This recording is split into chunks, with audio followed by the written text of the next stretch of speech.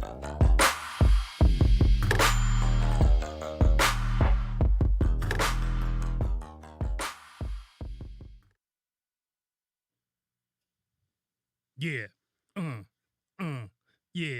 Yeah. Welcome back to the show. This is a Sensible Sociopath Podcast, episode 157. Is that what it was? What? Holla, holla. 157? Roma, did you mislabel the episode? I feel like I might have. Oh, boy. Wait, no, it might have been 150. Yeah, it's 157. As far as I know. 157. Maybe I mislabeled it last week. Yes, you did. Yep. Oh. And I went back and changed it. Well, and I just mislabeled it again, so. Did you put it as 158? Roma's Groundhog Daying. No, I think I episode put 156. Did you? Is Again? what I put, yeah. Wow. Well, no, because last time it still said 155 because I hadn't changed it. Oh. You know what I'm saying? I see. Yeah. Yeah. When Roma starts up the episode, there's all this flim flam and whatnot going on, and Well, I have to put a title in, and I have to change the number, and apparently I didn't last time. Some jibba jabba. Yeah, Roma always talks about. She always tries to put like free gay sex or whatever, and I'm like, Roma, don't put that as the title anymore. Yeah, not anymore. Yeah, we're done with that part of the podcast. Jeez. Yeah, we're super straight. I'm really glad that I didn't just spray whiskey out of my nose. That would have been bad. I really thought it did. I was gonna say she's gonna have a bad couple minutes. Almost did. Well, it is Henry McKenna, so, it was worthwhile in keeping it in. Yeah, absolutely. It's now today we're going to do our third installment of the Dahmer episode, which we're super excited about. Hang on just one sec. I have something. Apparently, our I need to show. recaps are almost as long as the Netflix specials themselves. You know, no kidding. whoever said that can go right to their own butthole. Sorry that I had to say that, but it's just true. Okay, so I brought something up last week, and I wanted to show everybody what that was. So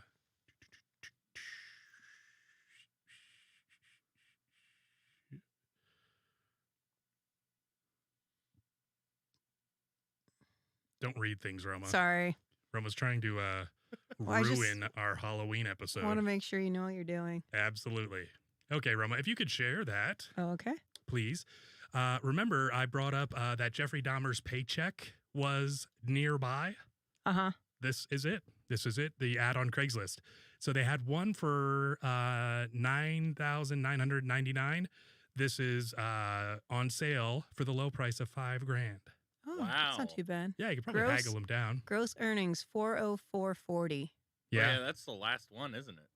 Yeah. And so that is the last one. And he actually murdered someone on the date that he either picked up the check or that the check was, whatever, Wow. the end of the pay period. Whew. You That's go out and pretty crazy. celebrate on a Friday. That's what I say. Yeah. Looking forward to that Friday. I'd imagine most of his kills were probably on Fridays. Now that I think about it. That would make sense. Yeah. TGIF, I say. Yeah. A, everybody else is out. B, you have time to clean up. That's true. Not that he was that worried about that, apparently. People are super hungover and gay the next day. So you got to, they Yeah. need a few. Yeah, that's for sure. Crazy. Yeah, but pretty cool. Looking back on the, what was it, 19... I think it says 80s? 91. No, Oh, it says 91. Yeah. 91. 07/14 to 19th of 91. Mm-hmm. When 404.40 could get you a lot in the 90s. And look at the top line of it. Straight. What? I know it's supposed to be straight pay, but Oh, is it? Okay. All right. So that would be fraud. Woo. Just kidding, everybody. We tell jokes here. So welcome to the show. We're live on a Friday night. You can chat with us. So turn your phone one way and then just start clicking away and joining the conversation. If you have watched the Netflix show Monster, the Jeffrey Dahmer tale or story or whatever the hell it's called, yeah. you'll be right on board. Kat says you're giving fear and loathing vibes. Oh yeah, that's where half of Dahmer's voice came from. We were 5 miles outside Barstow When the drugs began to take hold. We can't stop here. It's backcountry. Or this is backcountry. Exactly. You ever tried ether? Never mind. gonna need golf shoes in here. There's all this, get no traction. God, I haven't seen that in forever. Me neither. Yeah, but great movie. Yeah. As your lawyer, I'm going to suggest that you get a fast car. Also, you're going to need the cocaine. Yeah, a convertible. The windows jumped up like bullfrogs in a electric pond or something. In a like zapped an electric pond. So I could never properly explain myself in this environment, in this climate. Couldn't have been the drugs, though, right? For Hunter? Yeah, it's one of never. my favorites is when they're walking through. Is it through a casino? And it's got the Yeah. fucked up, and he's all like, yeah. He just starts leaning back. I'm pretty sure I've been that high. In fact, I know I've been that high. Absolutely. And you try to act normal the best way you know how, but you are not doing it. you Yeah, know? and I think the more you try, the more awkward it is. Oh, absolutely. Yeah. You're like, this is what normal looks like. Yes. Have you ever seen the Louis C.K. bit about smoking pot in the circle? Oh, yes. I was know if actually I've just seen thinking that one. about that. Yes. I was so high. Yeah. I was like taking what was it? Oh man, I was taking Grateful Dead rips or something like Yeah. that. And he was at a comedy club in like, I don't know, Minnesota or just some place. Some random place, yeah. And there's just a circle group of comedians there. So he's just hitting it up with them. And these are all like young kids and stuff. And he's 40, 50, whatever he is. And so he does this little facial thing where he's like, yeah, so I was just trying to look at people and look like I was interested, but also like I, was cool and things were cool. So he's like, so basically this is how I looked. And he's all like nodding his head and like shaking. And then,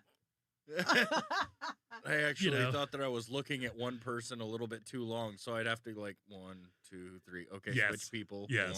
1, 2, 3. I've And also been that high. it's an excellent description of exactly what's going through your mind while that happens. And that's why you're a good comedian, Yeah. that and you show your penis to people. Well, But, anybody can do that. I mean, I couldn't. Roma, don't sell yourself short. I believe in you. Thank you. It's the nicest thing anybody's ever said to me. I didn't think I could do it. So, I heard it on a podcast and I was inspired. yes. We have the Halloween episode coming up next week. What? Yes, I know. It's crazy. It's What? already here. What the hell? So we will be dressing up. We hope you're dressing up as well. I have a very interesting tale to tell. Okay. Please. For Halloween? For Halloween.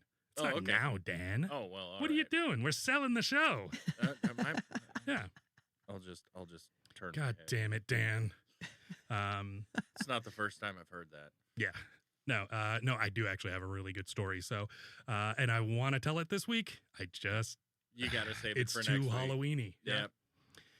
So, and Roma will try to get it from me after the show, and I'm not giving it to her. So go screw off, Roma. Okay. So last we left off, we were talking about the end of episode 6. Yeah. Basically, what happened was he met the deaf guy in episode 6, and they all, basically you find out the deaf guy's like the greatest guy in the whole world, and and then Yeah. right at the end he's coming in and out of the room and gets hammered. Forgot his fucking keys. Literally, yes, That was the problem. exactly. So I want to make a note because last time I said that somebody had told me that he had actually hadn't had a relationship with him and had killed him on the first time that they had hung out. That is Okay. not true.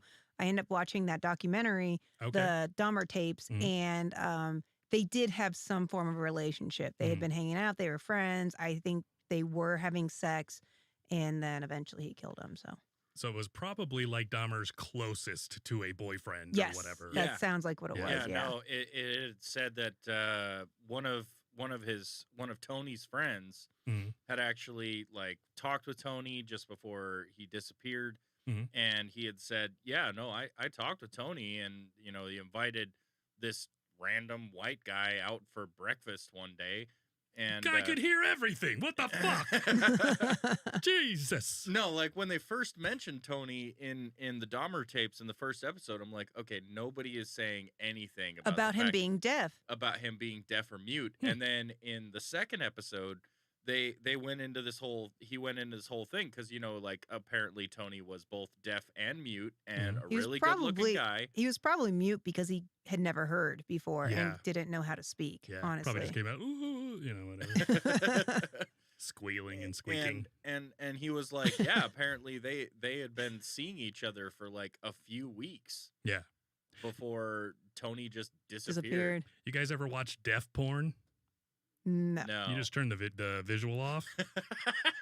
That'll get you going. You mean the audio? No, I mean the visual. I don't get it.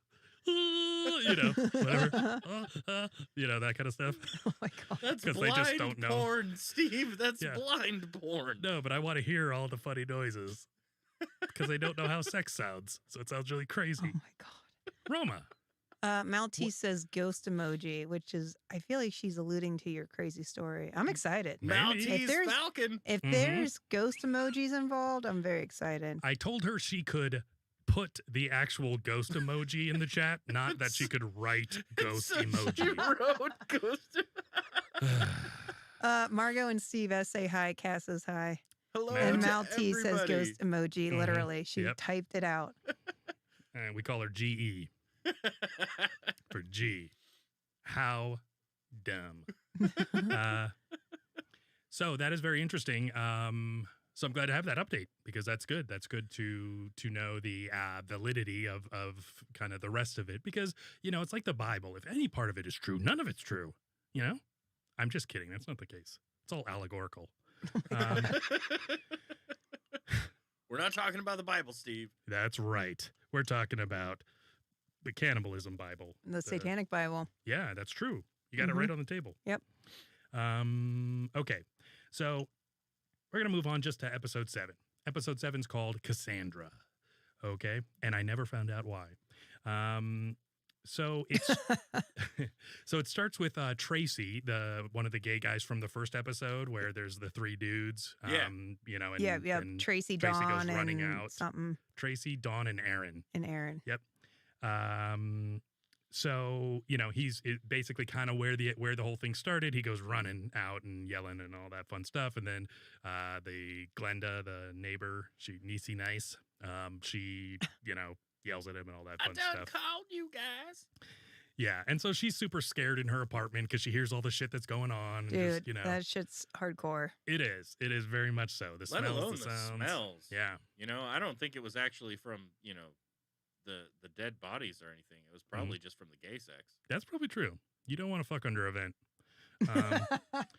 So, you know, she's doing her whole thing about yelling at the police that it's too late, blah, blah, blah, whatever.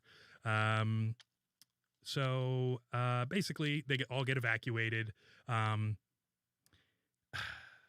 the cops show up. Yes. The cops show up. It's now a crime scene, and they evacuate everybody because A, there's rotting corpses and stuff, and B, there's chemicals, and they don't know what these chemicals are and if they're hazardous. Yep. The whole building is a crime scene. Yeah.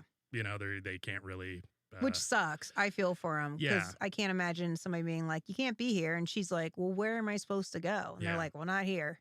Yeah. There was a fire in my apartment building one time, and yeah, basically the firefighters are just like, "You can't live here anymore." And I'm just like, "Oh, so what happens?" They're like, "Oh, we're gonna get back on this truck. We don't know what you're doing." So, well, what happens now? I became a firefighter. I'm gonna put my ladder away, Mm-hmm. and then I'm gonna disconnect the hose, Mm-hmm.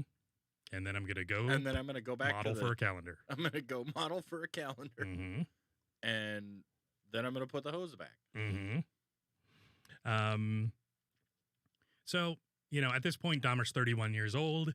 He's got the stack of IDs that he's going through of all the people that he's either murdered or stolen their IDs. I don't know. Just so he can jerk off to it, probably. So as one victim, the 14-year-old obviously stands out because that's kind of a theme in the whole thing. Like, oh, this poor unfortunate. Yes. In the Dahmer tapes, there was actually 2 14-year-olds. Oh, really? It was his older brother. was also 14? Yeah, he was 14 at the time. At the time. So that was the one that was molested. Oh, by Dahmer. So Dahmer, do you remember the 14-year-old that was ended up being killed? He had said when they were in the apartment, like, oh, you had brought my brother home. I was thinking of Dahmer's older brother. I Oh, thought no, Dahmer molested his own older No, brother. no, no, I'm no, like, no, I've no. never heard that. That was actually his younger brother, Gotcha. David. Yes, who turned out well, according to Lionel. Apparently, he turned out just fine. Exactly. Nothing wrong with that guy. I wonder if he changed his name. I would. I think he did. I would 100% would, yeah. Like, I think he took his mom's chosen last name. Yeah, Dahmer's not super common. I've never met a Dahmer. And just like you've never met a Hitler, you never meet a Dahmer. Yeah. Yeah. Both names, good names. You have good, met strong Bundys, names. though. Couple of Stalins. It's true. Yeah. Yeah, Roma. For America. So this is where you see the call between the chief of police and the mayor, and the mayor's the new mayor and the chief of police, or no, it's a new chief of police. It's a new chief of police. That's what it is. And the old mayor.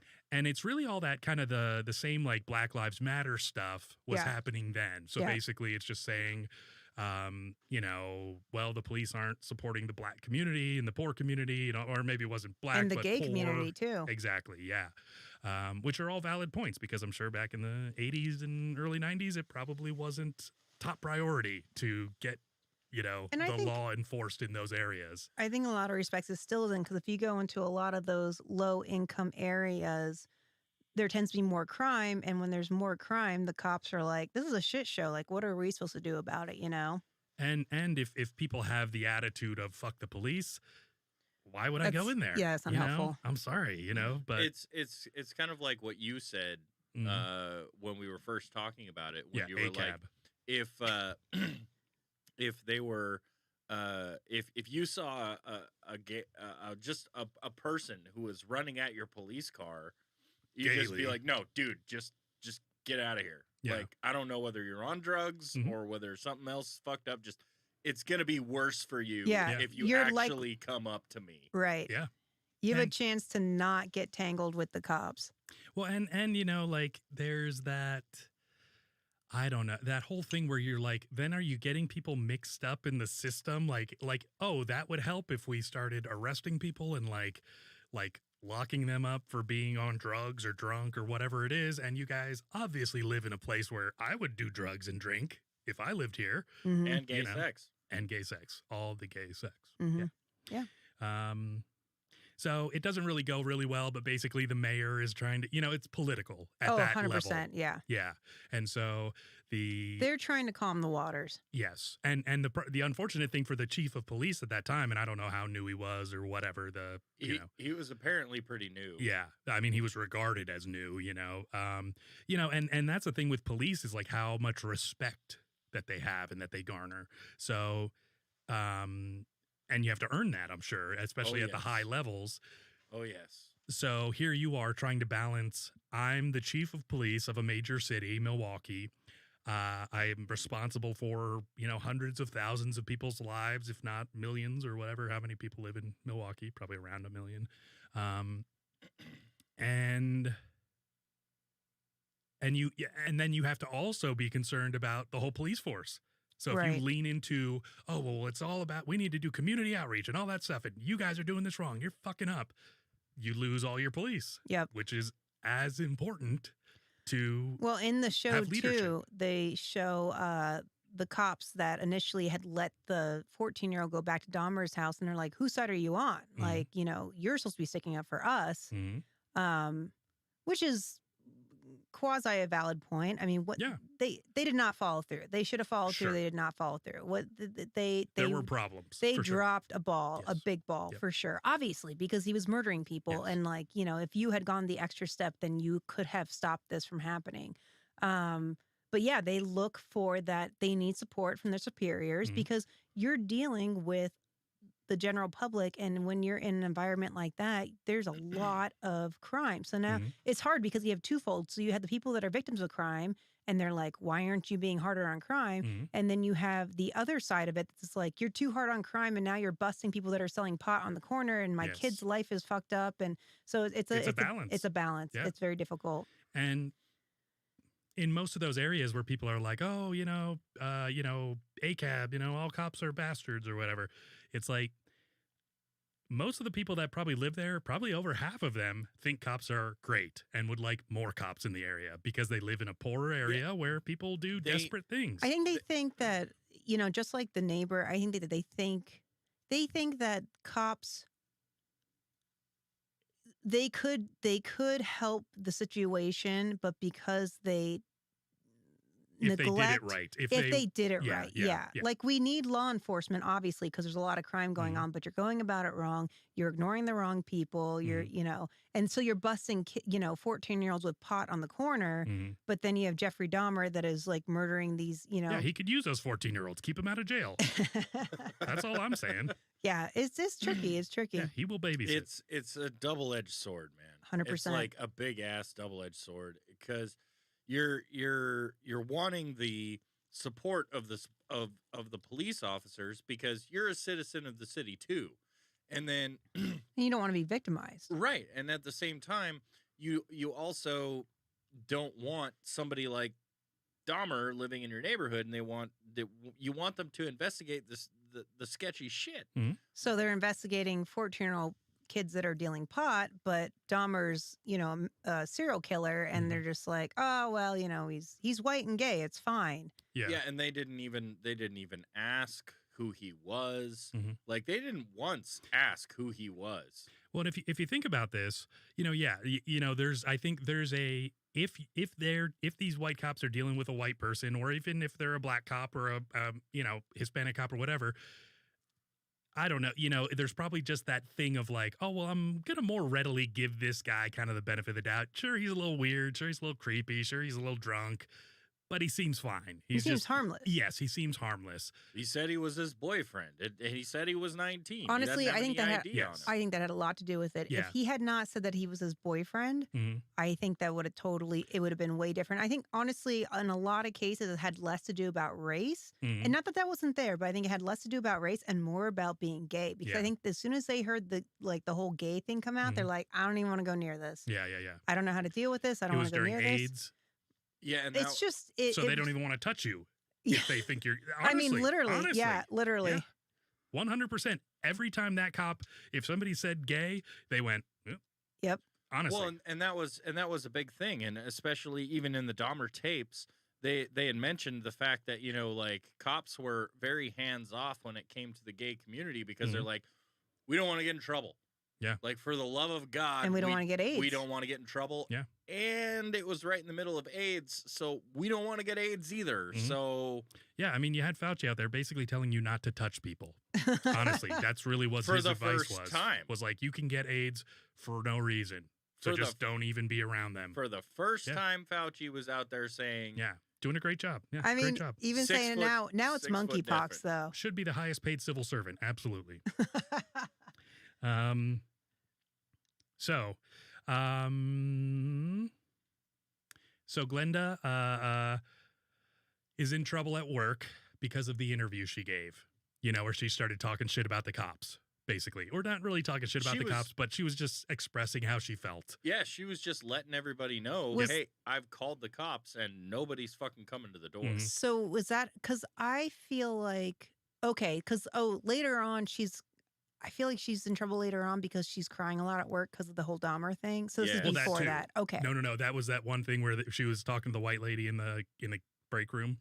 Yes. But even before that, like, she had talked to one of her superiors and they're like, hey, you're being like hysterical. And she's like, I go to the bathroom to cry. Like, that was during that one. That was the same thing. Yep. Because I think it was basically the lady she was talking to. He had already been caught, hadn't he, at that point? Yep. Okay. Yep. And so, obviously she was interviewed by local news. Yeah. And the boss of the place, I don't even know what she did for work, but, she's like a data entry clerk or something. Yeah. Nailed it. But she, they were saying we have a conservative, base to our business. So we just don't want any, any drama or anything like that, which is understandable. Yeah, your place of work. Also, she's traumatized, which is understandable as well. And it's unfortunate. And I feel for her because honestly, if I had gone through that same situation, especially when you're like, I know something's going on, I'm reaching out to the cops, I can hear fucking bone saws going at night, I can smell rotting flesh. That's a sex move, by the way. Nobody's listening to me. The bone saw or I the can rotting hear the bone flesh? saw. Yep. Nobody's listening to me, and there's scenes of her laying awake at night. Hearing people being like, no, don't hurt me. And then like you hear these saws going and now she's smelling the smell. Like how fucking traumatizing. Yeah. Don't murder and eat me, Jeffrey Dahmer. Yeah. Hey, Glenda, like that kind of stuff. Yeah. They just say things. Well, and yeah, and absolutely. I think how frustrating it must be and how vindicated you must feel to know you're finally right. Because I'm sure she knew, but you always have doubts. You're like, nah, he can't be. I mean, who does that? Nobody does that. Yeah. And that's another thing about the cops, though, too, is before this, there were some serial killers, but it wasn't like, Jeffrey Dahmer was a whole new animal. Yeah, for sure. Oh, he was killing black guys, killing gay guys, eating them. Living in an apartment and not burying the bodies out there. So unassuming too. And that's the thing too, is that you meet him and you're like, okay, he's socially awkward, but like he was respectful. He's a nerdy loser. That's what he is. Yep. You watch out for them nerdy losers these days. Yeah, exactly. They'll start a podcast, start talking some shit about it. Not this podcast. We're stellar. All of us. So at one point at the end of that. That needs to be a soundbite. So at the end of that, they said, this is an HR issue. While I personally understand, so that's what the white lady was saying. And then Glenda's like, do you? And the lady says, about your neighbor who made the zombies? Oh, God. That was her like. Yeah, her comeback. Oh, my goodness. Yeah. Her way of like relating. Yeah, and that was the narrative of what it is. Oh, this guy makes zombies, and I mean, at least she didn't say cannibal, but so Reverend Jesse Jackson gets to the scene, which the guy that plays him looks nailed it, dude. Yeah. So Reverend Jesse Jackson, the reason Reverend Jesse Jackson came around was he was there the day Martin Luther King got shot. Yes. He was standing there with him. Yeah. Mm-hmm. So there's a scene of them. I think they're at some like motel or something. On the balcony. He's standing on a balcony. And he's with him right where he gets shot. Oh, so, fuck. Yeah. So that's what made his go look at career. some old footage of that. Yeah. Jesse Jackson, I feel like especially in his older age, a lot of it is publicity grabs and power grabs. But I do respect him. Yeah. I think that I especially in watching this show too, and it's a recreation, it's a Netflix special, and of course it's going to put everybody that's in a good light, that's supposed to be in a good light, and people that are in a bad. Honestly, even Dahmer, I end up feeling bad for Dahmer watching this.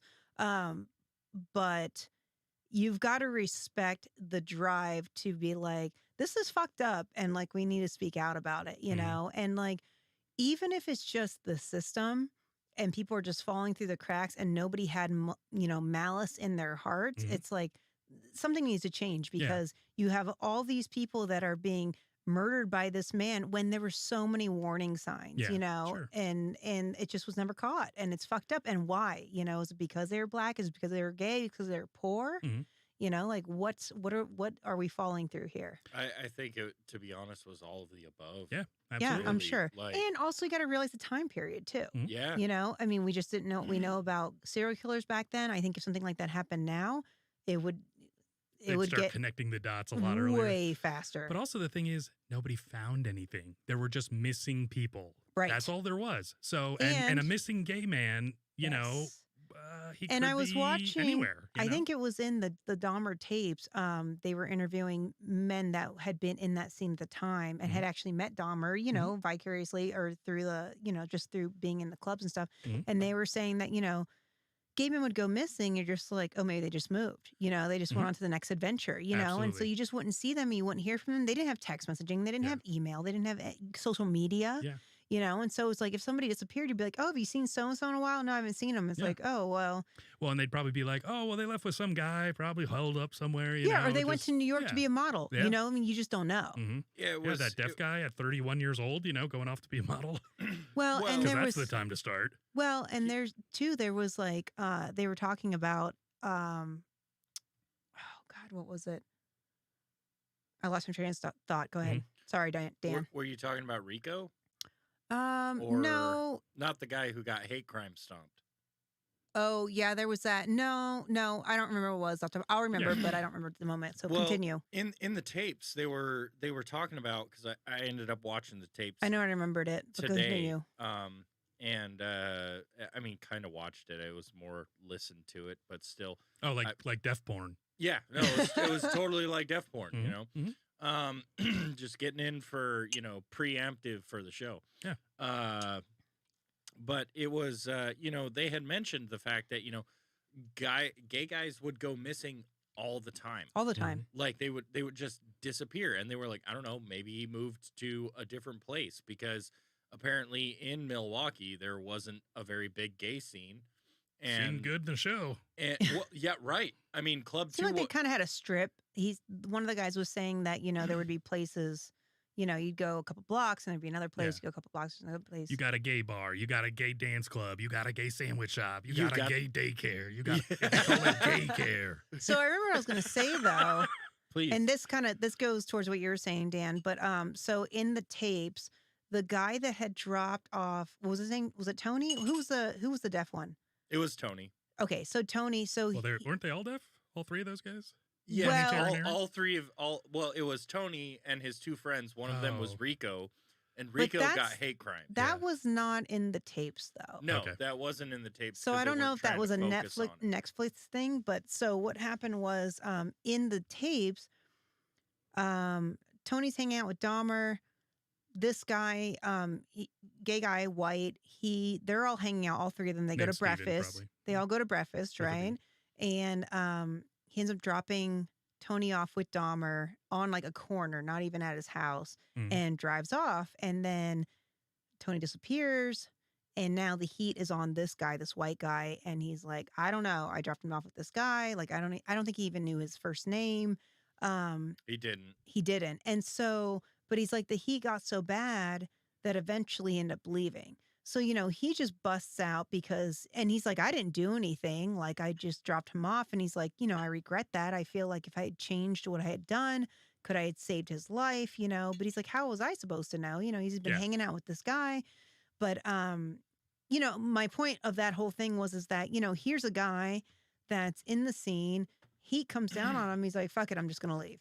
You know, so how often did that happen? You know, like somebody fucking targets you, or, you know, you've got a vindictive ex, or who knows? So, and you just leave, and it's a party scene. Yeah. How many times, you know, especially growing up, I mean, like you and I have partied, and I'm sure Dan's partied. I mean, if somebody disappears, especially in the 90s when there wasn't like social media, or even early 2000s, I mean, you just like, oh, I heard so-and-so went somewhere, and then you don't question it. Yeah, they probably had an Ace of Base concert or a Dane Cook comedy show. Exactly. I feel that like the whole text message thing and social media didn't come around until each of us was like well into our 20s. You know, and so we had already established that we were going to kill people, and then that got ruined. Shh. That's why we started a podcast. That's true. That's true. That's why. But, you know, social media wasn't a big thing until, like, really we were well into our 20s. Yeah. And so we had to figure out as, like, okay, I'm going over to this person's place, or we're all meeting over at this person's place. Will you call? Do they have a phone, for one? Like, can they afford a phone or caller ID? Well, and if you change your phone or whatever, you just don't know. So and you know, most of the time back in the day, it was a landline. Nobody really kept a cell phone. Well, and we didn't have the same relationships that we have now because of this constant back and forth. You know, like you talk to your girlfriend at night, maybe, or you saw them at the weekend, or whatever it was. It was a phone call. Yeah. Like it may have been a 3-hour-long phone call, and somebody was listening. Your right. mom, probably. So and for you'd be instance, like, get off the phone. So for instance, you know, I have a friend of mine that I haven't seen in, you know, probably about 3 weeks. I go on to Instagram and the first thing that pops up is one of their posts, and I'm like, oh, they're alive. Okay. Yeah. You know, Yeah. like, you know, and it's not that we can't be in communication, but it's just. And back in those days in Milwaukee, it was a glory hole. You'd be like, oh, there he is. Yep. You know? Yep. Oh, I recognize that dick. What's Yeah. going I recognize on? that dick. Hey! Yeah, we're anonymous. Knock like 4 times to let them know that That you know vein, who's the what way it it is. goes to the head right there, very Exactly. unique, very Exactly. unique. It's the perfect curvature around the helmet. It's got the perfect curve. So Jesse Jackson shows up. He's talking about how, everything, nobody has a voice and all that stuff. And it is, you do kind of feel for him. You feel like I identify with him and feel like he's there for the right reasons. Then you think about the cops with their commissioner or the chief and then the mayor not getting support, and you go, oh, okay. So, there's the advocates on this side, but the advocates on this side that, these guys are doing a hard job and in these shitty neighborhoods. Definitely and hard. Sure, they're not all good, but they're not You do the trying to best you get can. kids murdered, like that's not the goal.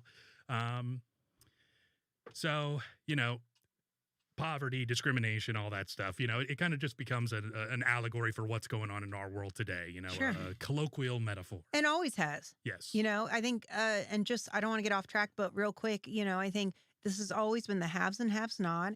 And, once upon a time, we were more segregated. You had like Europe, you had Africa, you had India, or whatever, the East. And so you always had haves and haves nots. Yeah. And so, whereas now, because America's such a melting pot, we have these mixed races, and so you could be like, oh, it's the black people, but it's like they went in, they're living in these poor areas. So I think ultimately, and, maybe they've been disadvantaged this whole time, but ultimately it's just the disenfranchised, like the people, the people that have just been left behind. And so, Jesse Jackson goes and meets Glenda. And like for the first time, Glenda feels listened to, Yes. So like that's really, this great That's nice. kind of scene. Yeah. And he promises her that, her voice will be heard, that their voices will be heard and all that fun stuff. Good stuff.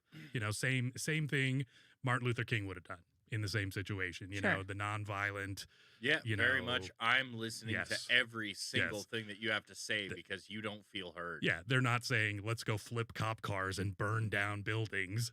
They're saying we need to unify and come together so people will hear our voice. Yes. Absolutely. That has been the way all of the best things have changed, such as, Rose Bear or whatever in the French Revolution where they started beheading everybody. Same Right. thing. Yeah, same Yeah, thing. Guy Fawkes, Exactly. Yeah. Remember. So, Guy Dean comes in. He goes out to pizza with Jeff. Then he goes missing, and that's, I think, the one that Glenda, because he lives upstairs and Glenda's like, no, he's, but he didn't listen. Oh, yeah. Because gay men don't listen to old women. No, why would they? At Yeah. that point They're in like, time? bitch, please. No. Yeah. So, and this is basically Glenda seeing Jeff come and go and, oh, the guy's missing from upstairs. Weird, and asks Jeff and Jeff's like, I don't know. I just saw him that one day. I just really like pork chops. I'm just so full. Yeah. Yeah. Exactly. And then there's another Hispanic guy. And that's when she's like laying in the bed, like hearing this shit that's going on. So terrible. That scene is so terrible. Yeah. Especially because while everything was happening in that particular episode, it was just the vent. Yeah. Like Yeah. that was her focus, was outside her door. Yeah. And the vent. It's like the portal to hell, It Oh, really was. absolutely. 100%. Yeah. Absolutely. And that's not even wrong. Like it Mhm. literally was. It was the portal of hell. Like, here you have this guy who's reading the Satanic Bible. Got a fish And he's- tank. Yeah, fish tank. Mhm. That's probably that they've got the Smokes goop, inside. the goop or whatever. Oh, They've yeah. got the, Yeah. Ick. the ick. Yeah. He's got they've got the ick. The He ick really of likes this pork fish. chops. It Dan's smells. a marine biologist on the side. Yeah. It's It's a bad. habit, That's hobby. a bad scene. Habit hobby. And so basically the end of the episode is Jesse Jackson telling Glenda that the cops are going to be suspended tomorrow. Okay. The cops that were the two that gave the The 14-year-old two in back to Dahmer, particular, yeah. which they, become apart. They were the ones who ended up busting him, weren't they? No, I don't think no, so. it was a different set of guys because the one was a little older and kind of fat, and I think the two guys who showed up were fairly young and fit. And obviously They ran together. they did the right thing. So episode 8 is called Lionel, and so it's about Dahmer's dad. And that's why I was like, I don't know who Cassandra is from episode 7. Who was Cassandra? I don't think there was a Cassandra. I'm going to look it up. Please. So I Lionel want to comes know in. who the fuck Cassandra is now. Lionel comes in. He visits Jeff in jail. You know, and he basically just says, you know, I don't know what to say. He's like, I wish I would have known you needed the help, or I didn't know you needed the help. You know, and he's blaming himself. He's saying is the stuff about, you know, was it because we did the roadkill stuff? Like, I just did it because I wanted to support you or what, you know? Yeah. You know, and of course, you know, Dahmer's just like, oh, Dad, it's not you, you know. He was very, like, I will say this. He was very adamant about the fact that it was no one else. So looks like Cassandra. Actually, continue. I'm gonna look a little bit further. So then Lionel kind of has like a change of heart, and he says like, "You're not laying this on me," and all this. It's just very, you know, kind of very 80s, 90s dad. Yeah, and he's saying like how Joyce took pills, and that's when you hear about, you know, more about all the pills and all that shit. Basically, just trying to you know, place the blame. Brief thing about the pills though, not once mentioned in the tapes. Like they didn't mention her being on any kind of medication at all. Was her behavior like it was though? Did she leave for 3 months and do all that shit? Okay. No, she did, and that there was alcohol abuse and that there was fighting between Lionel and Joyce, but the abuse actually came from Joyce to Lionel. Like they had asked him, so like, was there abuse? And he was like, oh yeah, there was fighting and hitting and arguing. He comes across kind of soft in person, doesn't he? Oh yes. Yeah. Very subdued. They picked a perfect actor for it. Yeah. Like they really he does a great did. Job. Mm-hmm. Great job. And also at the same time, they're like, okay, so was it like your dad hitting your mom? And he's like, no, it was actually very opposite. It was more my mom hitting my dad. Yeah. Which is why his dad left at a certain point. Oh yeah. You know? Oh yeah. Like his dad had fucking enough. Yeah. Like, and that's shitty to be so fed up of your spouse that you leave your child and kind of assume they're going to take care of him, but they don't, you know? I mean, he was half man at that point. But at that point, he was considered a quote-unquote young man, 17 to 18 years old, and his younger brother... Which in the brother... 80s and 90s was you're adult, a man. Basically. You're a fucking man. Yeah. You're old enough to join the army, at least in the academy or whatever. Mm-hmm. You can fucking take care of yourself. Figure out how to work the goddamn oven. I'm out of here. Yeah. Are you talking about the oven to make the creepy crawlers? Remember those? Oh my God, yes. Creepy crawlers. Remember the shrinky dinks? Yeah, exactly. Or shrinky dinks, yeah. Basically, they just spray painted an easy bake oven purple and black, and then made it for boys. Exactly. They made it for boys. Yep. It was like Mighty Max and Polly Pocket. Mm-hmm. But we're not going into that. But if you did put a cupcake in there, you turned out like Dahmer. Yes, so that's the danger. True story. That's a good joke. I like that one. That was a good one. Thank you. You know, sprinkles.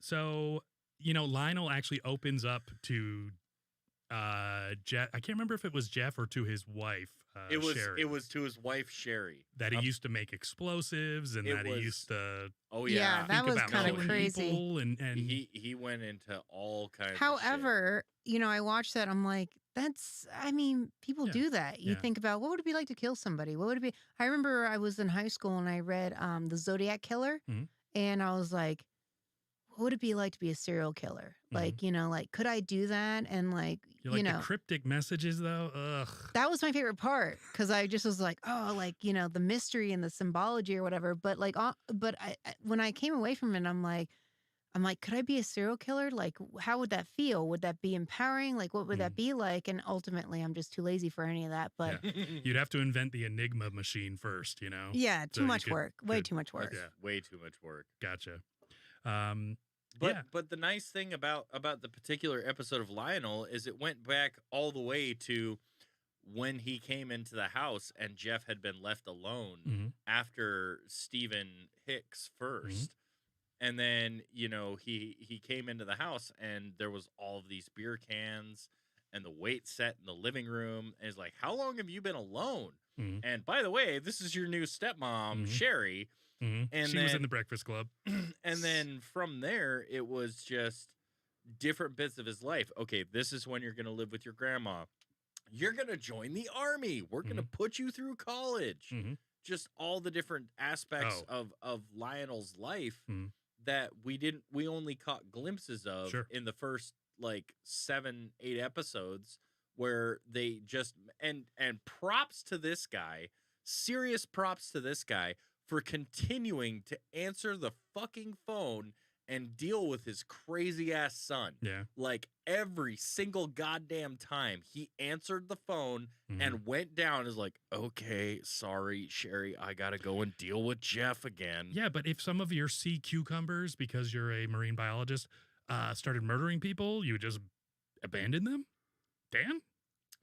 Should you have those sea cucumbers? So I figured out Cassandra. All right. Okay. And it's very cryptic. Please. Okay. So according to this, Cassandra, I went on Reddit. Cassandra, also sometimes referred to as Alexandra in Greek mythology, is a Trojan priestess dedicated to the god Apollo and fated by him to utter true prophecies but never be believed. In modern usage, her name is employed as a rhetorical device to indicate a person whose accurate prophecies, generally of impending disaster, are not believed. Perfect. That makes a whole lot of fucking sense. Good job, Roma. Well done, Roma. Roma found that one. Thank you, Reddit. So we all just found something. I should have fucking known that. Yep, you should have. I should have. I didn't. It comes from the Lilith Fair.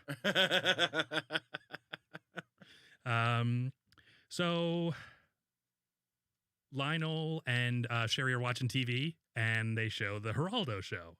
Or that you see the Geraldo show, which was Geraldo Rivera. You know, he's like Back a Fox when News Geraldo contributor. was on TV. So first he did the hospital, what was the name of that? Wandering Meadows Hospital or something like that. Something like that, yeah. Yeah, Roma will find it when she gets back. I'm sure she knows it. So did that hospital expose, which made him famous, and then he, kind of became like, he was a local news guy. I think got the Geraldo Rivera show, got a chair thrown in his face, broke his nose. He was on like Inside Edition or what was that, Extra or something, and then and then now like Fox News contributor and things like that.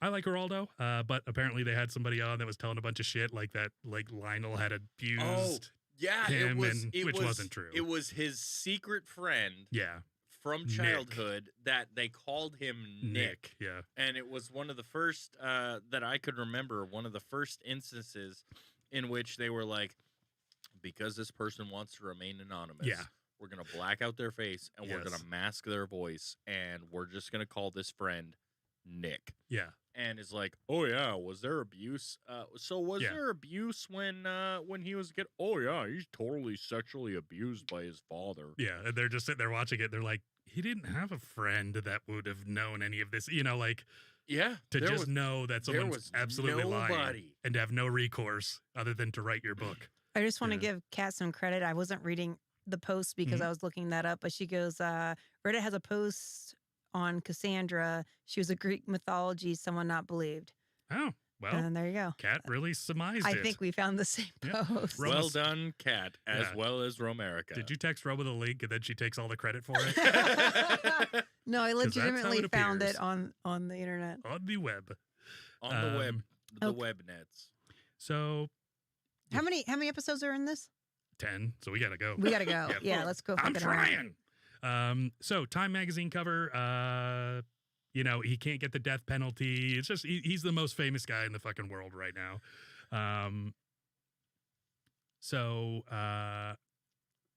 Basically the lawyers are saying, we need to tell the judge that you're insane. And he's like, well, I'm not. And he's like, well, you killed people and ate them and had sex with them after they were dead.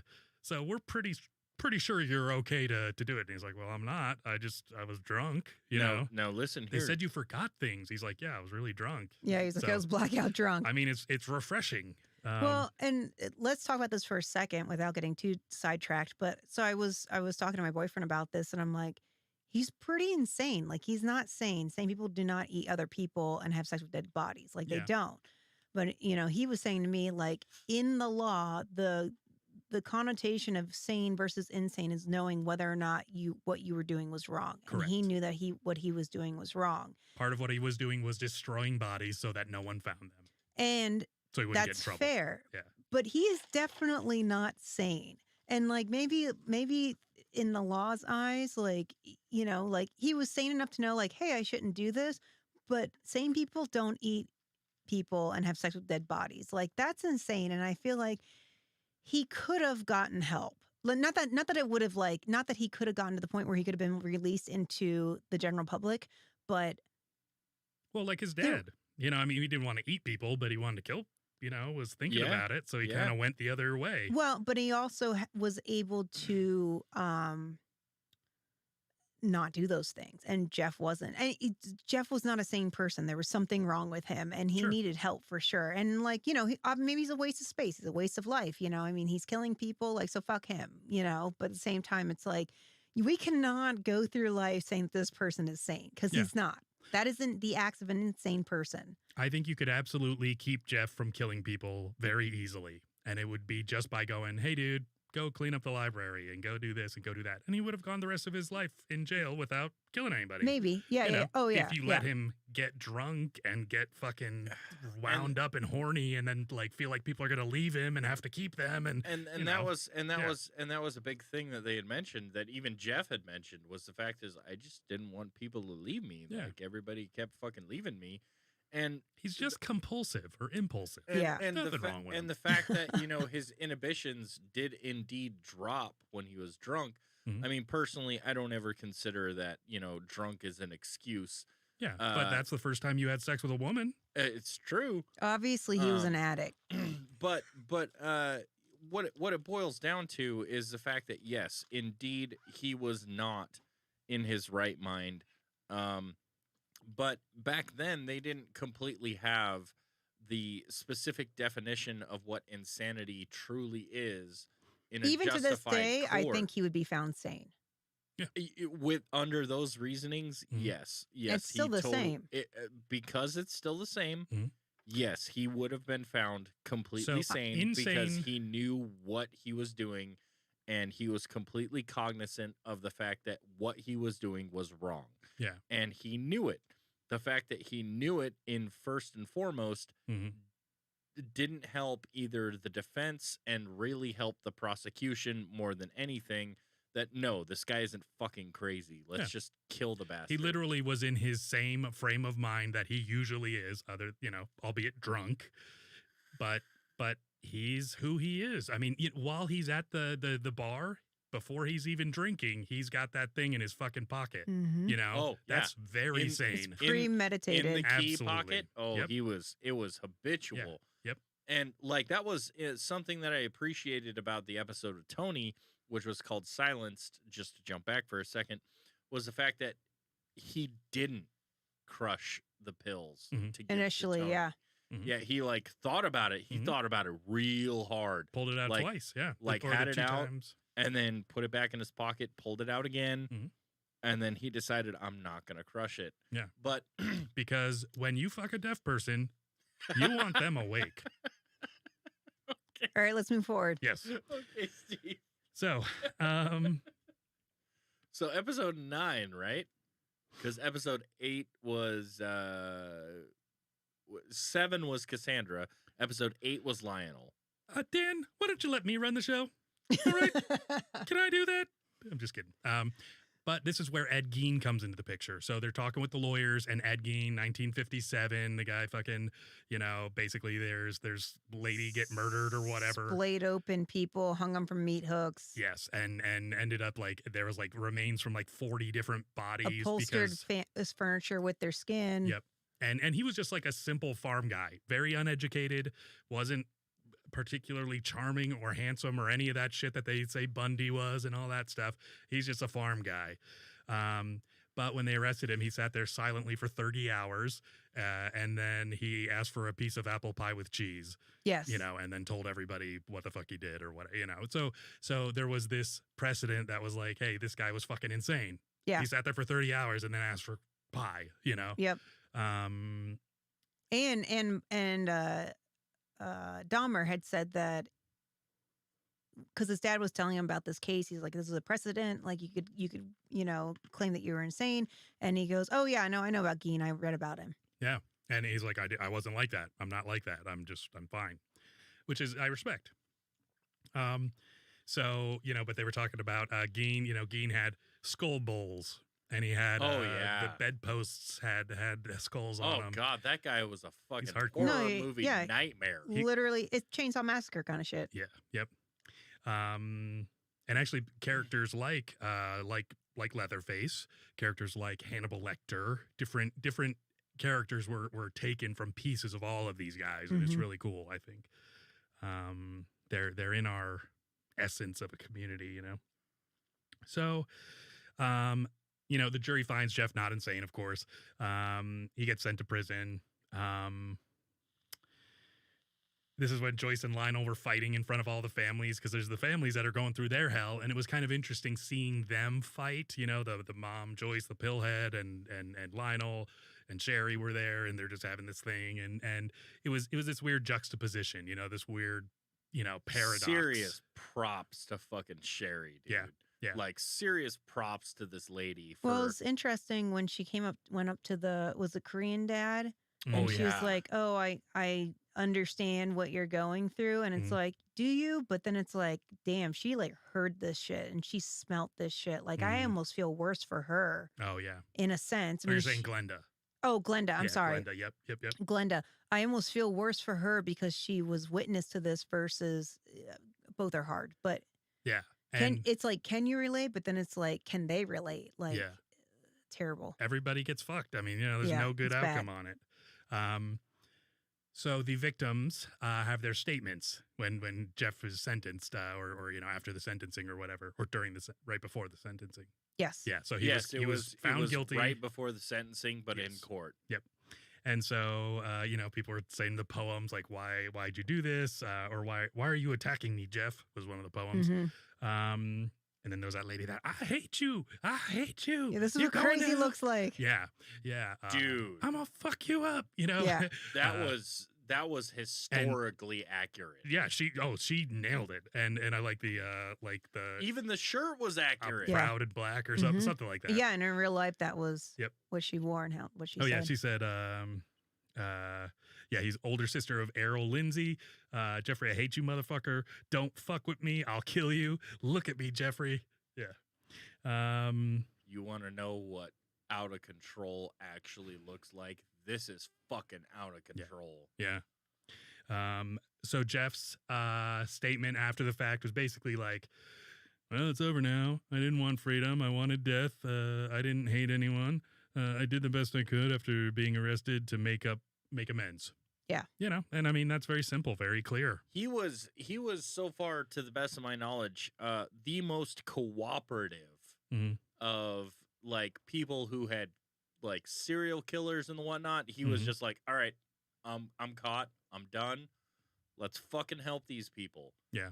Well, because what are you going to do at that point? I mean, because I was not insane. You have a vat of acid full of human beings, and genitals in your fridge. Gacy, he denied it to the end. Sure. Ted Bundy denied it pretty much to the end. He told his girlfriend, but Yeah. And so at the end, Jeff gets 15 consecutive life sentences. So like 500 years or something. Well, Jeff said 900 years. Oh, was it 900? Okay. Yeah, he was like, I don't know. They gave me 900 years. I just wanted to die. Yeah.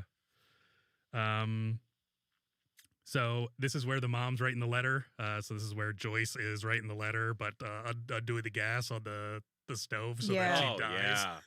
That she doesn't die. Yeah. And my thing about that is, what about a spark? Like why are you doing this in just your house? Like it's just gonna explode. I don't know. It was the people are smoking everywhere. It was the early 90s, dude. Nobody knew about that sort of thing. One bottle rocket. That's all it takes. One bottle rocket, right? But right. It was the 90s. It was the early 90s. Oh, I'm trying to kill myself on 4th of July. What could go wrong? God damn it. Anyways, she basically says, it's too painful to accept. I failed you. I'm not the mother you needed. And, it's pointless to try to apologize, which still is kind of selfish. Yeah. That is pointless to try to apologize. But well, you could. But you could try. But props to her, at least in the show, they brought up the fact that, she went to several of the different families' houses. Yeah. And was like, hey, I know my son done fucked up, but we're cool, right? Does he need to die? Yeah, like we cool. Let's not kill him. Let's get him help. Yeah. Please, can we just get him help instead? Yeah. And they were all like except for the Hughes family. The Hughes family was like, God damn it, white woman. Mm-hmm. All right, I'm a God-fearing Christian. Mm-hmm. Fuck, I'll try and see what I can do. Sure. Yeah, absolutely. But the Errol family, they were like, no, fuck you, white lady. We ain't doing shit for that crazy motherfucker. She shows up at their door wearing a white and proud shirt. It's just awkward. Like, Awkward. What's going on? Dude. Yeah. Do you know what month it is? Yeah, bad move. So this is where you find out Dad's writing a book. Lionel's writing a book. And then he finds out Joyce tried to kill herself. And then the officers are reinstated. And all the officers clap and are supportive of them being reinstated. Yeah, that was shitty. Real fact is they were actually fired. Not in the show. They were put on, I think, paid. They were reinstated on the show. They were Paid leave. I think suspended with pay. Yeah. So I think what that actually means, and maybe not in all jurisdictions, but basically you do paperwork. Yeah, you ride the desk. So you have to come into work, because I was like, damn, that sounds sweet. And then it's like, no, you actually have to go into work and you do paperwork, and it sucks. Yeah, you're probably booking people in and doing just shit that you're like, fuck this. So you are still working, but you're not allowed on the streets because you're a fuck up. Yeah, I could be eating donuts in a car right now. Yeah, and so what they said was, you're and ignoring people who call. In the show, it was you're suspended with pay. Yeah. But in the tapes, they actually said no. Those two cops were fucking fired. Yeah. They were straight up fired. That's weird that they would make that. I don't know. And then they ended up saying, and I don't believe you. Well, and I think you're trying to apparently the besmirch. tapes, dude. What I heard Watch the was tapes. ultimately one of them ended up retiring with like high honors or whatever it is that they do for cops. So one of them then did end up going to having a successful career, retiring, with like the ultimate honors. Well, and here's the thing. Why not? Right? Okay, I mean, they fucked up for sure. But if you have a 30-year career as a law enforcement officer and you make a few bad choices, should you? Yeah. What should happen to you? What is the price you pay for a bad decision? In the show, they make them look like assholes, and they're like calling up and doing racist things. And they may have been. Yeah, and we don't know. Yeah. Oh, yeah, and that was the thing, that there was a bunch of fucking prank calls. We'll get there. We'll get there. All right, we have to hurry up. We have to hurry up. Okay. Dan, Episode shut up. 9. Dan, shut up. Okay, so this is where he asked for the 2 cyanide caps. They were doing mail call, and he's like, "Oh, you get." He's like, "Oh, hopefully 2 cyanide capsules and a razor blade." Haha. And people are like, "Oh, do you know you're a Halloween costume? Do you know you're a comic book?" And he's getting all this fan mail from the letter. Yep. And I said, I was always into scary stuff, and she sends him a thing from the comic book, a page, of it, so he could see what it looked like. They had made a comic book about Dahmer. Yeah, and they just threw $5 in there, and so he's like, and one of the comic books is him versus Jesus. Yes, yeah, that comes up later. Yeah, so it's from his biggest fan, Alice, and she asked him for an autograph or whatever. And so he I don't know if he drew his hand like a turkey, or if he just drew a hand and then just signed it, Love Jeff or whatever. But I thought that was pretty cool. It was ripped off at the bottom. Yeah. I thought it was cool. Clever. So he's in the prison mess hall, and somebody mentioned something about something looking like a human thumb. I don't remember. Or no, he did. Bone. Jeff said that. It was a chicken bone. Yes. It was Jeff was trying to freak everybody out. Yeah. So he would do these weird things where he's not insane, but he's weird. He's weird. And so he's like, and there's just a bunch of black guys, and they don't fuck with that shit. No. You're not telling them that a chicken bone looks like a human thumb when you sit there and eat thumbs. Yeah. You're like, which they didn't know. supposedly. Oh, really? Okay. Yeah, Yeah. 'cause Because that one guy talked. Yep. Mm-hmm. So Glenda and her daughter, her 18-year-old daughter, who's cute, basically the daughter's in the house. She's saying, I can still smell that shit. I don't like it. I don't like you living here, you know, and then the mom's like, oh, I'm not leaving my home and blah, blah, blah. He's not going to chase me out. Yes. So Jeff's just getting more letters, more money. He asked the guard to get him something for $20. I don't know what it was, smokes or, you know, something. I think he got the tape recorder that played the whale sounds. Yes, that's what it was. Yeah. So like people were like going, he's playing sounds of people being murdered. Yeah. It's like, they're whale sounds. You know, like, what do you guys think this is? Like, no one even recognizes the sound of orcas. Or yeah. But still, he's annoying, and I could see why they'd be like, shut him the fuck up. That is true. And the guard comes in there and he's like, oh, you like playing these sounds of people being murdered? He's like, they're whale sounds. And he's like, well, we're taking it. And he's like, I'll just get more whale sounds, dude. Yeah. And he's like, then I'll take it. And it's like, all right, well, I guess we're at an impasse. So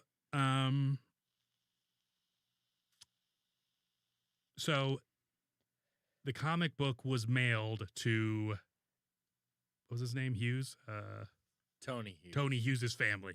You know, and they're all sitting there and they're like, the mothers. Bullshit. And it was the Jesus versus Dahmer. Yep. And Jesus is all beat up on the cover. Yeah, they're like, well, he better win, you know. Yeah. Like, it was kind of a cute scene because it you know, none of these scenes were totally leaning in the direction of like, this is so wrong. Like, these people were so beat and hurt and all that. So, you know, they're making jokes. They're doing their best to be human. Yes. You know, and you know, and that's the thing. It's like a lot of this stuff where it's like, oh, you say an inappropriate joke. It's like, well, that's how people cope. Right. So are you going to stop me from coping by saying I can't make a joke about gay care? Yeah. Yeah, that's fair. That's how I cope. So basically they start talking about civil lawsuits and how they want to take all of Jeff's money and Jeff's family's money and all that stuff. Kind of, you know, they're kind of like talking about it. And then people are like, well, we don't want to take their families. You know, their family didn't do, you know, and so there's that whole thing. So the New York Times reviews Lionel's book. You know, they basically said some good things about it. CNN, he was on Larry King Live, which was a big, I mean, I think that was the biggest show back in the nation back then. Yeah, I'm sure of it. And, you know, and then they're talking about the civil lawsuit that is being, you know, put against him and how that could take the money from the book and blah, blah, blah. So then we get, we're in the Asian family house, the Super Newsom phones or whatever their name Something is. phones. Yeah. The super homophones. Yes. Super homonyms. This is the one where the kid has the dream, has the nightmare, the one who was molested. Yes. He has a nightmare and it's like really weird. The older brother. Yes. Yep. And he was 14 at the time he got molested. He's like 17 now or 18 or. Yes. It was 3 years after. Was it? Okay. Yeah. Because they had said that he was a victim of Dahmer at 14. And when his little brother had occurred, it was 3 years later. And that was just before he was arrested. And this is even later than that. So. And so this is so after that's when the mom's cutting him out of all the pictures, cutting the 14-year-old son. What's his name? Tritno? Conorak. Tritno. Trichinomenon. Mm-hmm. So this is where they have that policeman's ball thing. Oh, yeah. You know, and those guys get an award and whatever. I don't even know what the hell that was about, really. Well, so didn't they juxtaposition it with, what's her name? The neighbor? Yes, Glenda. So she's in this like little like AA meeting type, church basement. Yeah, a church basement getting this like award for being like a brave citizen. And these guys have like, it's like a banquet. It's like a formal event. Yeah. All these fucking, really important people. Yep. You know, and it's the two cops that were suspended and then reinstated, but I guess they were fired. So I guess I don't know. happened. But they did get reinstated. Oh, okay. Like that was the thing is that they did get fired, but they got reinstated as police officers. Yeah. And maybe that was too much to get into, or maybe they just wanted the police to look less actionful. I don't know. So Glenda gets the Citizens Merit Award, and it was given to her by the chief of police, who then she utilizes that to talk she's shit just to like, him, she's just like, how about you guys not fuck up again? Yep. Yeah, I'll accept this, I guess, kind of thing. It's Yeah. like, Oh yeah, right, it was totally very much that vibe. Yeah. They're trying. They're trying. I get it, So this is where the people were sleeping in the hallways and shit of Glenda's building. That was which crazy. Yeah. Down in the lobby. Yep. And because then, they all were having nightmares and Yep. And just not feeling, safe. They wanted togetherness and all that stuff. Great. It's community. I like it. But this is where the Asian family gets the second racist phone call. I can't remember what the first one was. It was a couple episodes back. just tell them to go back to their country. Yeah. And You guys are super Asian, so you should whatever, go somewhere. Yeah. Get some chopsticks probably. Butthole. That's how you do it. That's how you prank somebody. Take those chopsticks and stick it right up your butthole. Yeah, what are those? Like fucking, it was like tiny drumsticks. You play tiny drums, huh? Huh? Do you? Glenda goes to the Asian kid's funeral. That's when that scene happens where she's just, talk to the dad. It's so funny because Glenda didn't have shit happen to her. Right. Other than just be freaked out by her fucking vent. Exactly. That's all she. And She's more insane than Jeff is. Which is what, at this point, yes. Yeah, she's laying there at night staring at Jeff's sleeping like a baby next to a dead body. Which is what I was saying was crazy is that they lost children, but she heard it happening and knew it was happening. Okay. So I feel like, honestly, she had nothing to complain about. Yeah.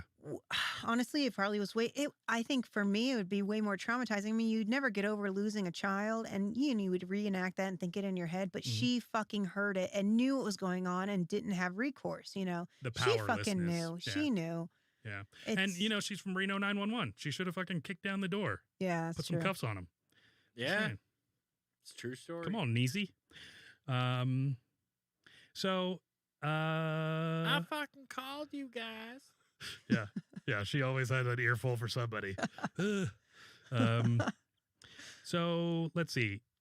So Grandma went to the hospital. And Lionel's telling her about hey, they're not going to make the movie from the book. We had this movie deal. I did get Rick, and she's out of her mind. Yeah, she's just staring at the ceiling. Yeah. It was dementia. Yeah, but he did say, "Oh, I got Raquel Welch to play you," or they were going to get Raquel Welch because I would have gotten Raquel Welch to play you because you always liked her. Yeah, and she's super hot. And if I watch this movie, I want to jerk off to the He didn't say depiction that. of He my did not own. say that. Well, Roman, he has impulses. Needs to go to church.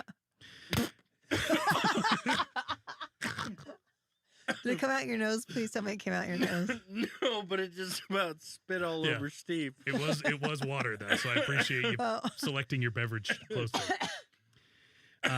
Shit. So basically, and insult to injury. The college kids are taking the picture of the building and they're chasing them away and all that stuff. And then I think Jeff was on Dateline. I think Jeff and his dad, was it Jeff and his dad on Dateline? Yes. And then Glenda and his daughter are sitting there fat shaming Jeff, which I thought was a little much. But he's put on some weight while he's in there. Yeah, must be eating really good in there. Yeah, exactly. Human, I guess. Definitely Human not beings? eating no more people. That's right. It's all protein. And so basically then they start talking about maybe Jeff invented keto. There was He probably did. high protein. Very low fat though. You don't want the gay guys, you want straight men. No. Other way around. Yeah, I was gonna say other way around. The straight guys are fat. That's what I mean. Oh, got it. Do you guys You not want know more anything fat. about keto? I'm sorry. Oh my god, what are you guys gonna eat avocado all day? I was on You're gonna keto kill for a a straight year. guy. Fuck no. What are you doing? Yeah. Jesus. Bacon, avocado, Dry turkey. ass. You already talked about that, Steve. Oh, my dry meat has glitter on it. I guess that's good.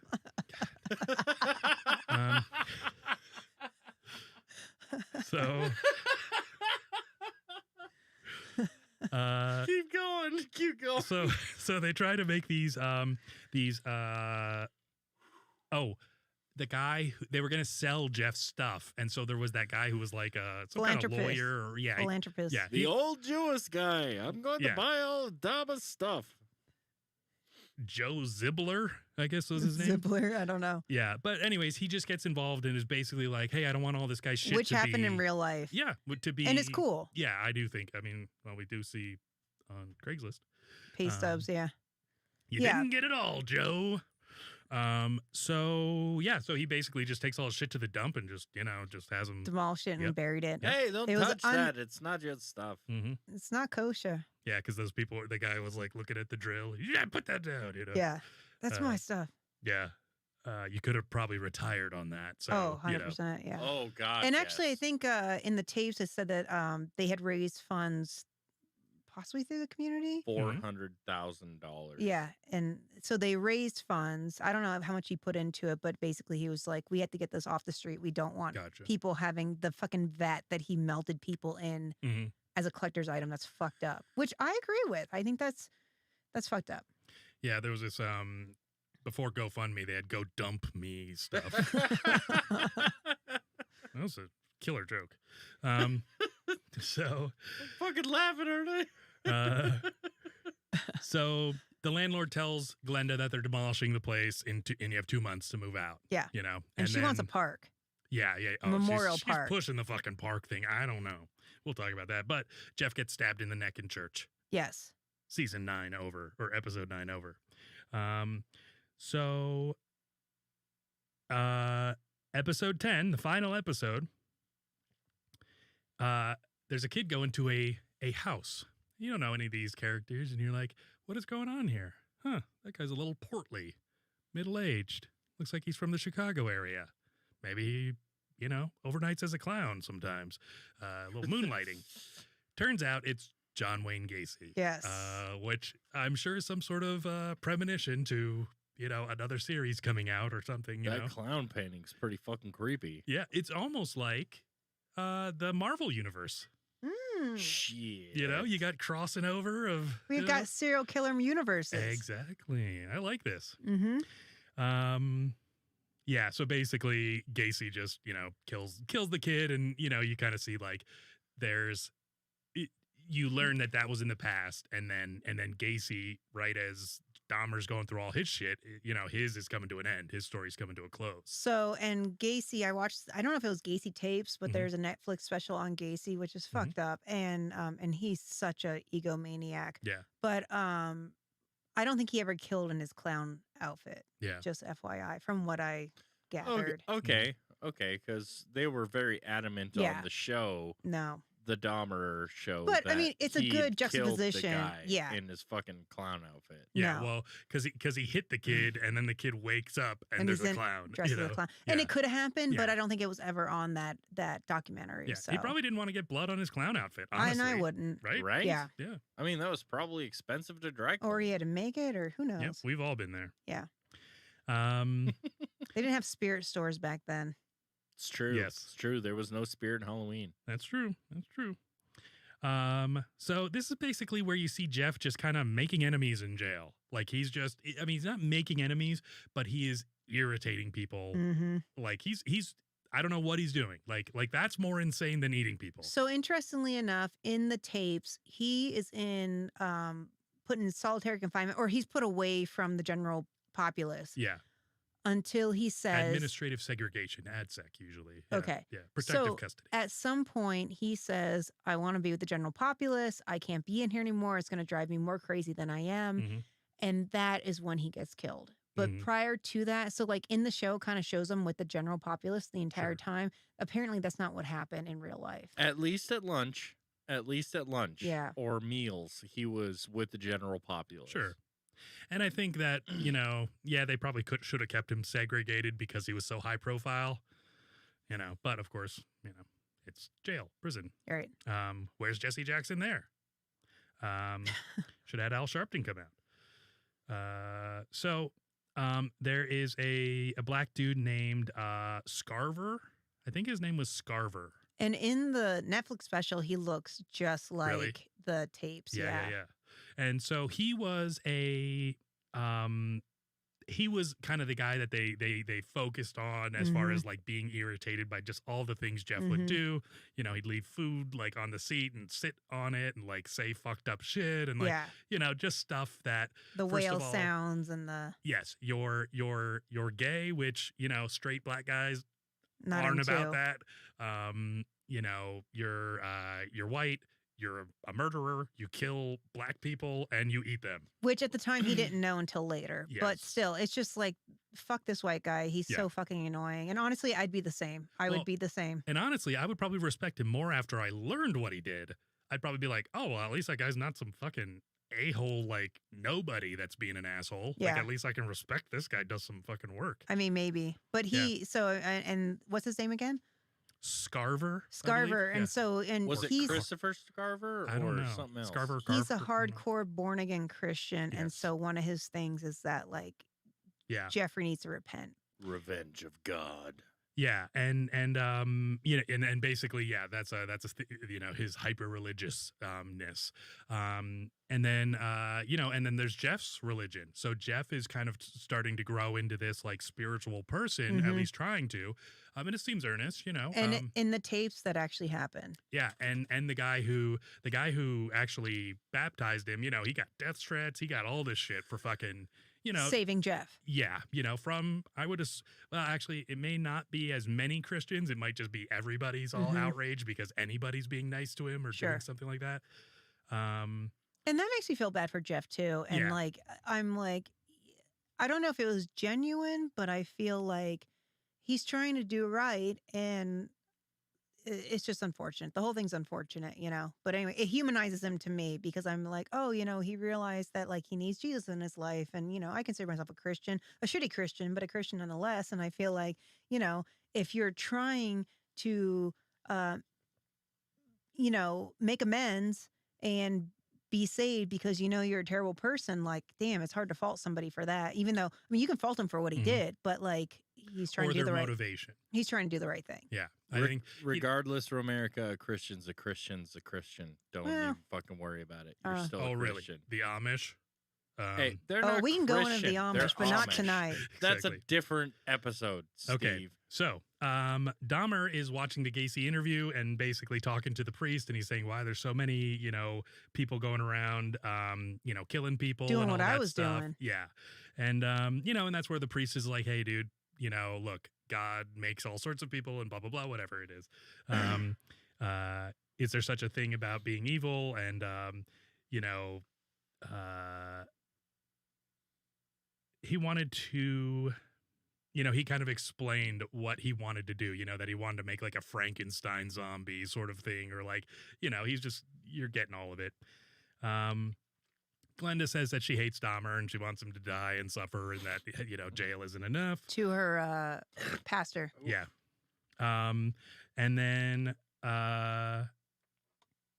so Dad visits him in prison.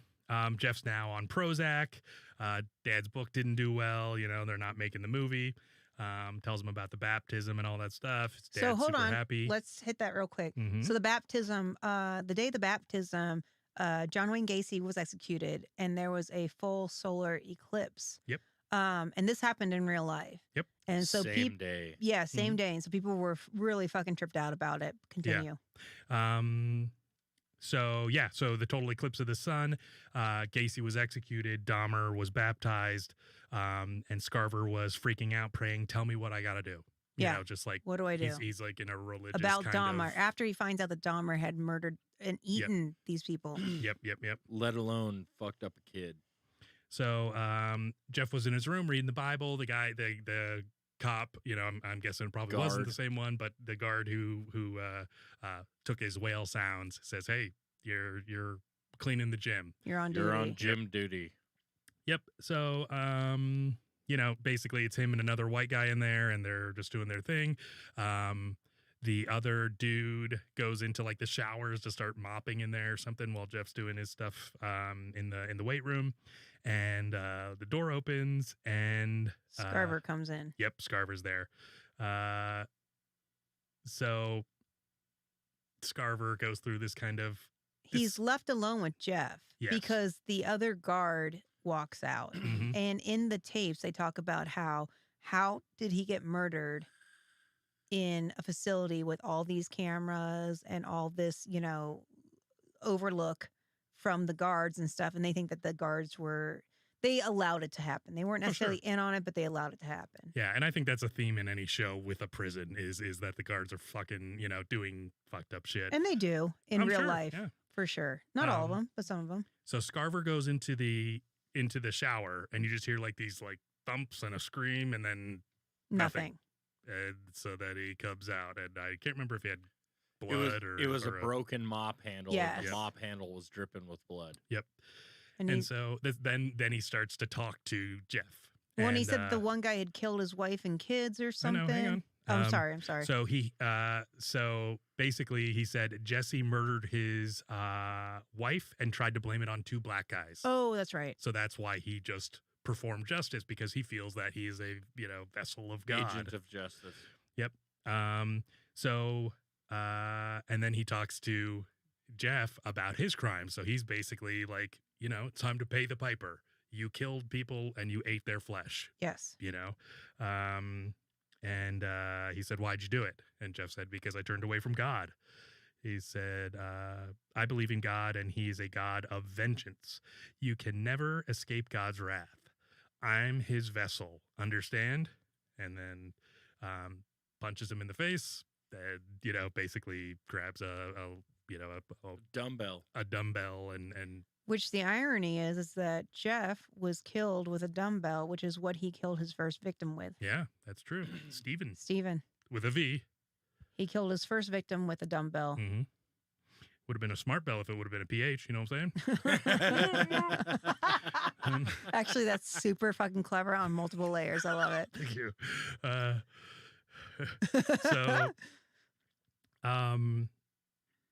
He said, punches him in the face, and then he said, you like seeing them in pain, didn't you? And then Jeff says, I drugged them first. And he said, well, you're about to feel every second of this. Mm-hmm. And then he, starts bashing him in the head. To death. I mean, really bashing him. And he just lays there. Yeah. So the hospital calls Lionel, basically is like, we need to give you some bad news. Come on over, and so he shows up, and they're like, well, he died. They didn't know he was going to die till he was, he died while they were on their way.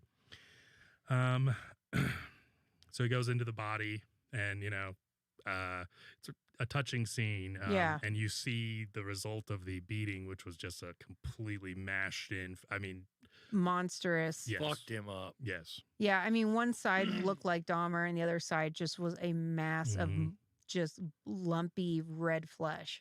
And if you think about it, that amount of swelling would only come from being alive, because you wouldn't swell like that if you were dead.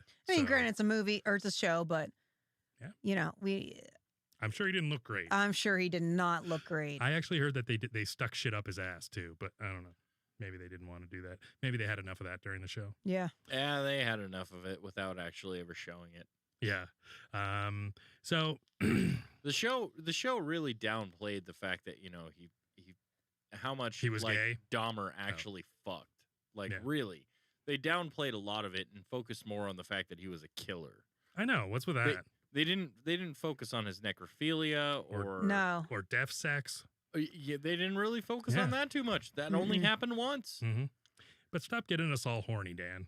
I'm sorry. I just had to bring out the facts. So Lionel is with his son, who's now, he sees his face and is fucking just obviously distraught. Mashed potatoes. Yep. And he said, I'm sorry. I love you since the day you were born until the day I die. It's really nice. Yeah, it's nice. And I think Lionel makes you feel the most for Jeff. Yeah. You know, because you feel like sympathy for Jeff insofar as like he's so awkward and clearly he's fucked up and like you're like, damn, like, and he sometimes he wants to do right. Yeah. And he wants to do right by his parents and whatever, but he feels like a fuck up and he does fucked up shit. But Lionel humanizes him so much. Yes. He's like, you're my son. I love you. You're fucked up. We'll get you help, you know. Without Lionel, it wouldn't have been as No. human of a story, honestly. Because you would have seen Jeff and they could have made it seem like that, but then he's just going to kill someone and eat them. Yeah. And where like Lionel's actually suffering and identifies with him and is directly connected to him. And, you know, because even Joyce, you're like, fuck that bitch. She's all up on pills and doesn't even give it, you know. Yeah. She's doing it for herself, you know, or whatever. Very much so. Yeah. So they were talking about Jeff being cremated. They talked about studying his brain. And which they took his brain. Yes. Yep. So during the autopsy, they take it out. Because usually they'll take all the organs and then they kind of like, I don't know, stuff it back in. But I guess they probably kept the brain just thinking, hey, this guy's nuts. Thinking about studying him. Yeah. And Lionel was like, no. No. And the mom was like, yes, absolutely. Let's figure this out. And he's like, no, I just, we need to put it to rest. Is what he said. You know, our son's dead. The other people are dead. What the fuck? You know, can we just not do this anymore? Yes. Can we not keep getting letters and interviews and all that shit? Yeah. You know, can we just have a little normalcy? My wife's hot from the 80s till now. I meant 70s. Wink. You know what I'm saying, Dan? Just 12.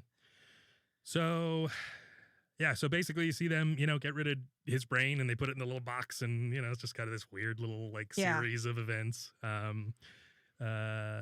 So, and one of the interesting things that's just kind of an aside is they said Gacy's brain was normal.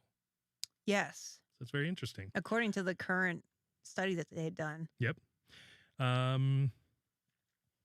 So they had the court hearing and the brain was destroyed. So Glenda visits the city about the park. It's been a couple years now since the building was demolished. Yep. Nothing changed. No development, no park, no nothing. Basically, the lady's like, well, people just want to forget, you know? And she's like, well, people that were there can't forget. And it's like, yeah, but everybody else. There's a few other people in Milwaukee, you know? And just a few. And, you know, at the end of the day, and I see both sides of it for sure, because it's like, if you make a memorial, then you're kind of like constantly reminded. Of Jeff. Yeah. You know, it's not so much the death of these people, but it's like, remember when Jeffrey Dahmer did this to all these people? Right. And it never became, they never did anything about it. Yeah. It was just forever. And that's why people have a problem with this show, is because you're bringing up the whatever, the story of it. You're bringing it back to life. That's really true, is that it's just. And they said that in the tapes, actually. They were talking about how, you know, like by bringing this up, you're giving Jeff fucking energy. I mean, that's not what they said, but it was just kind of that whole feeling of it. And so then, you know, so that's basically it. So basically the end of this whole series, you know, Lionel is just, it's terrible. Hopefully he gets to move on. Glenda can't seem to move on. She wants to, but she can't seem to. Maybe, yeah, I guess. She really wants that park. Wants to walk a dog there or something. I don't know. Some dog shit there. And they actually bring up all the victims. And so, you know, he had a total of 17, I believe, known victims. 17, yeah. Yep. Started in 1978. Then there was that was Stephen, the first one. Then there was a 9-year gap. And the next one was Stephen. Yes, and then there was the second Stephen, which was in 1987. So he had one in 78, one in 87, 2 in 88, 1 in 89. So I'm thinking he was probably in jail. That's probably when he had got put in for the sex, for the molestation or whatever it was. There was a lot of business between 90 and 91. Yes, and then 90 was 4, and then 91 was 8. So, you know, I would imagine that he would have been, you know, because if 88 was 2, then he would have had 4 in 89 and then 8 in, you know, so at least that 1 year, like, saved 16 men's life. Yeah, seems that really, way. You know, seems or 15. that way. Well, and so in the tapes, they were talking about, like, so actually, and I know we're past our time, but whatever. Yeah. In the tapes, it was saying that when he brought the 14-year-old over, Tony was still on the bed, dead. Yeah, no, Conorak was a subject and victim of and Tony was still on the bed bleeding out. Yeah. Or was it the last guy? Somebody. No, it was Tony was still dead and laying on the bed. Because I remember the first episode. Didn't there was a guy on the bed when he came? Well, no. at one point there was a guy, and there was a second guy in that room. I don't remember, but I know. Yes. So they were saying. So the woman that ended up interviewing him during his whole process was saying, like, "Well, why weren't you cleaning up these bodies?" And he's like, "I needed a fix before I could get rid of these bodies." So he would have a body. He'd have to go to work. He didn't have time to get rid of them, and he would go out and hunt before he even got rid of the previous body. That's crazy. Because it is like drugs. It is like, where you have to, because if you think about it, any heroin addict, they're not going to be, You're hitting the next dose before you're even coming off of the last one. That's what you're worried about. Yeah. So the point is, if you're a Steven with a V, change it to a PH. Yeah, that's what I got from it too. Because you'll be gay and murdered. If you have a V. Correct. Yeah. No, that makes sense. Yeah, and that is the entire show. I mean, I feel like we do a very good job of recap on these. We could probably could have gone 10 episodes. Yeah, exactly. Yeah, and then people would enjoy it very much. So we want to thank you all. Let's see, we are doing our Halloween episode next week. Like I said, I'm excited. Yes, we have. We're dressing up. We also have I have a very interesting story to tell. I'm super excited about that. Hashtag ghost emoji. Maybe. Who knows? Who knows?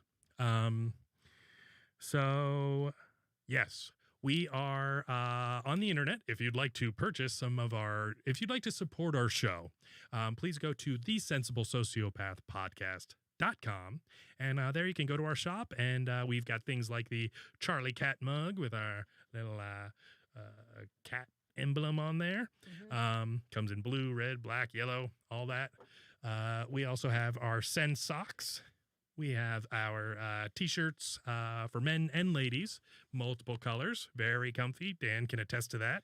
It was the most comfy, and I couldn't fucking wait. God damn it.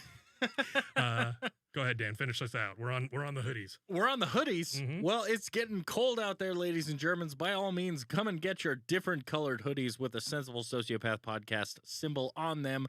You can get them at thesensiblesociopathpodcast.com, all one word. And 24 hours a day, turns out. 24 hours? Mm-hmm. I thought there was 36, but by God, 24 hours in a day. Please support the show, support yourself, and stay warm out there. It's about to get cold. You can cram those socks up your butt to get them through customs, too. I've tried. They fit. I believe you. Yep. You just got to roll them in a tight enough knot. Ooh. So you can also check us out on the Instagram at The Sensible Sociopath Podcast. You can check me out on Twitter, and that is at Steven with a PH, Paulcast. Also subscribe to us here. Like, comment, thumbs up, share-o. And we'll see you here live next week for our Halloween episode. Halloween! I'm excited. Yes. Thank you, everyone. All right. Have a good one. Thanks, everybody. Good night, guys. You all so sexy. Bye. Best podcast in the world. The world would not be the same. I like it. No wonder my anxiety's so high. Few people laughed. Few people cried. Oh, what's in the box? Most people were silent. And that was it. Now I am become death. Sounds like a bad time. The destroyer of worlds. Yeah, so this doesn't seem like a great idea to me. I suppose we all thought that, one way or another.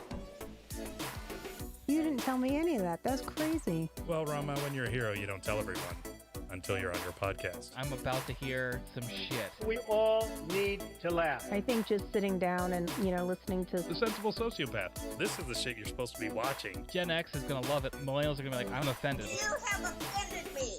Also, my dog has a giant dick. Oh my God, that's enormous. I love it. It's still a racist dog whistle. Where you kind of have like a rotating cast of characters. We're talking baby seals, eagles, wolves. I'm just glad we're not going to have to eat with racism anymore. It's worse than the butthole. We're technically considered propaganda. It is very contagious. I think we really need to talk about environmentalism. Like, are they studying pine cones? Make yourself a nice stingray omelet.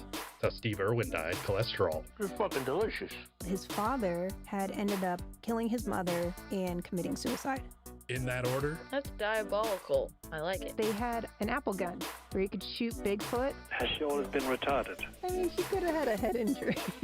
You don't know anything about tartar sauce. He had picked up a 400-pound statue and was like walking around with it. Was the statue racist? I like to think so. It's like how they invented bacon and avocado to make a turkey sandwich tolerable. I have a fear of fire. Like a werewolf? Daniel, you've been our greatest viewer. Well, Daniel and Sarah and Katrina. Daniel!